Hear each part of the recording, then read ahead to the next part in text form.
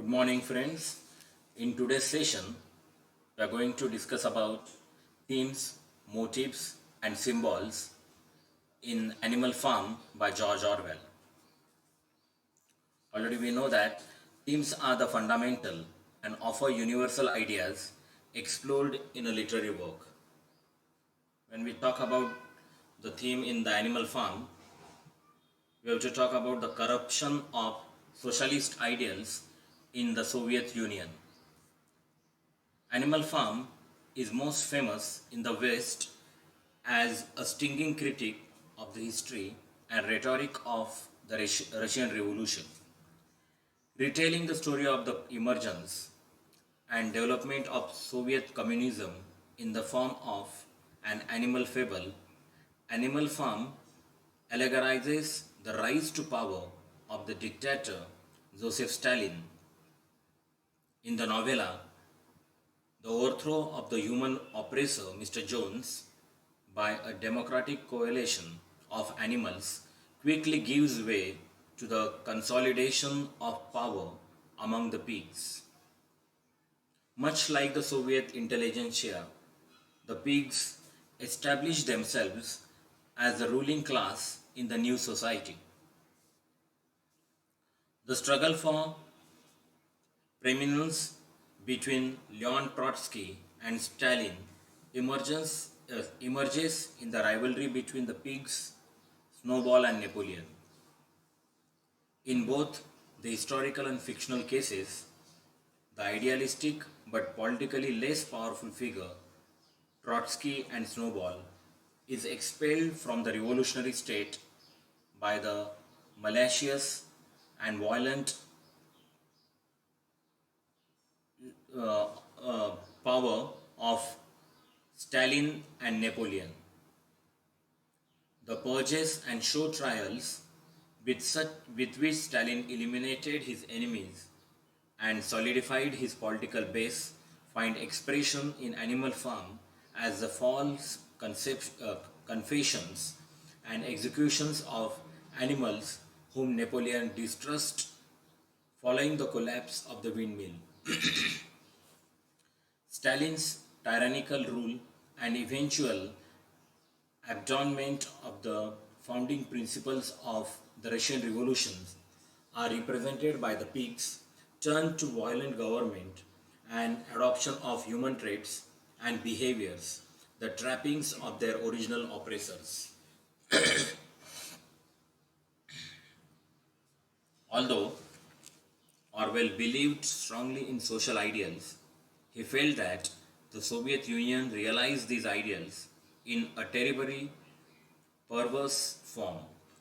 His novella creates its most powerful ironies in the moments in which Orwell depicts the corruption of animalist ideals by those in power. For Animal Farm serves not so much to condemn tyranny or despotism as to indict the horrifying hypocrisy of tyrannies that base themselves on and owe their initial power to ideologies of liberation and equality. The gradual disintegration and perversion of the Seven Commandments illustrates this hypocrisy with vivid force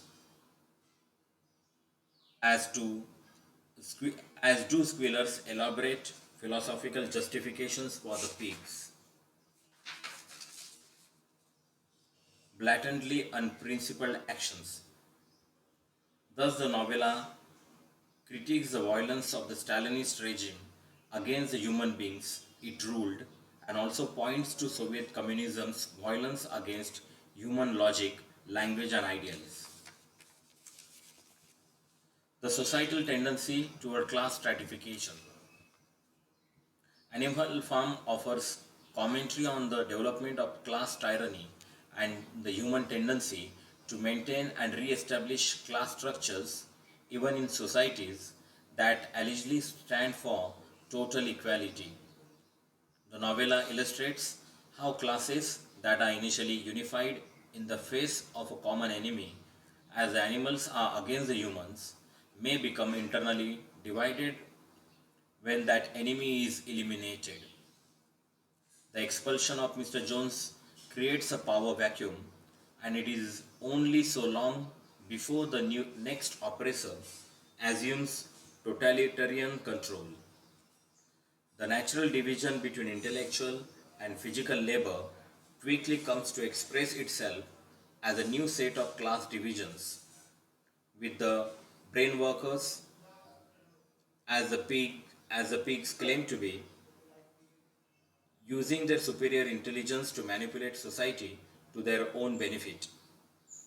Orwell never clarifies in Animal Farm whether this negative state of affairs constitutes an inherent aspect of society or merely an outcome contingent on the integrity of the society's intelligentsia. In either case, the novella points to the force of this tendency toward class stratification in many communities and the threat that he poses to democracy and freedom. Then there is a danger of a naive working class. One of the novella's most impressive accomplishments in its portrayal not just of the figures in power but also of the oppressed people themselves. Animal Farm is not told from the perspective of any particular character, though occasionally it does slip into Clover's consciousness. Rather, the story is told from the perspective of the common animals as a whole.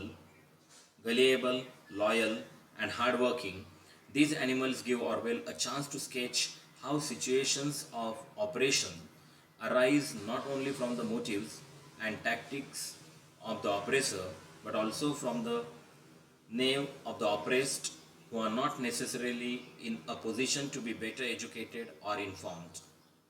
When presented with a dilemma, Boxer prefers not to puzzle out the implications of various possible actions, but instead to repeat to himself, Napoleon is always right.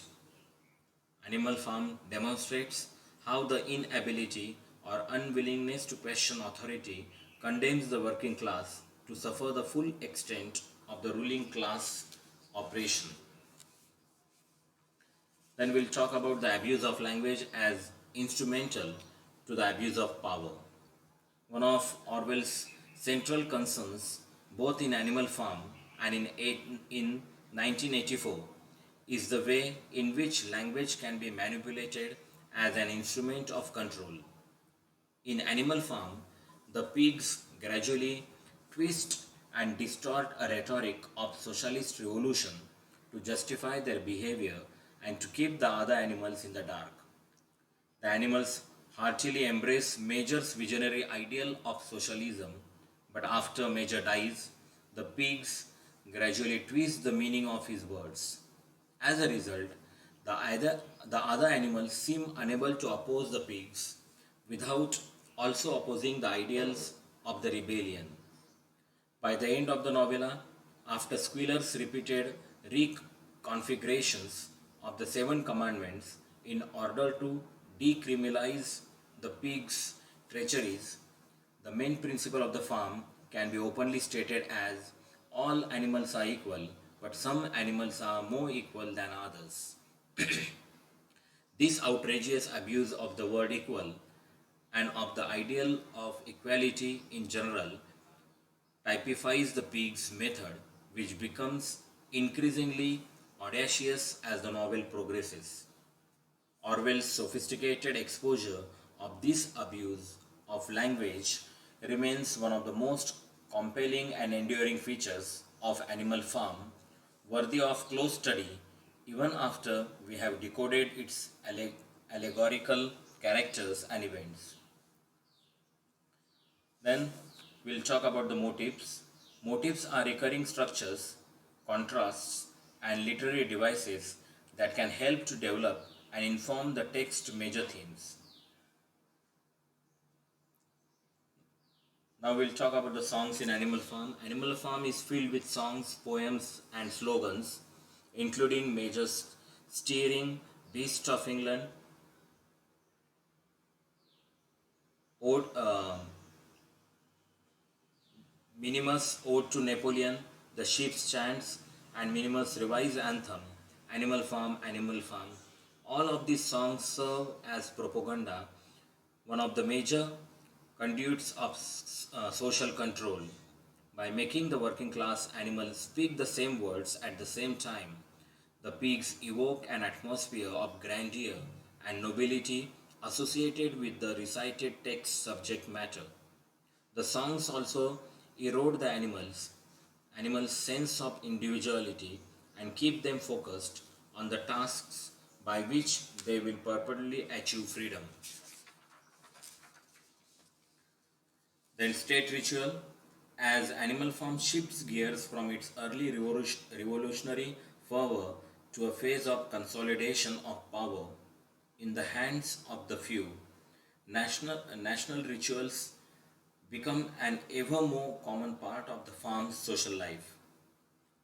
Military awards, large parades, and new songs all proliferate as the state attempts to reinforce the loyalty of the animals.